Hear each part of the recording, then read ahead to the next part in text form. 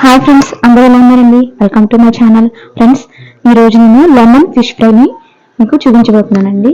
Friends, నేను ముందుగానే ఒక చేపని తీసుకున్నానండి. అది నేను తీసుకున్న చేప పేరు మోస్ అండి. దాన్ని ఇలాగా మనకి లావుగా కట్ చేసుకోకుండా కొంచెం మనకి ఫిష్ ఫ్రైకి అనువుగా ఇలాగా పలచగా కట్ చేసుకుని పెట్టుకోవాలండి. అప్పుడే మనకి మనం వేసుకున్న ఇంగ్రీడియంట్స్ చేపకు పట్టి చేప అనేది రుచిగా ఉంటుందండి.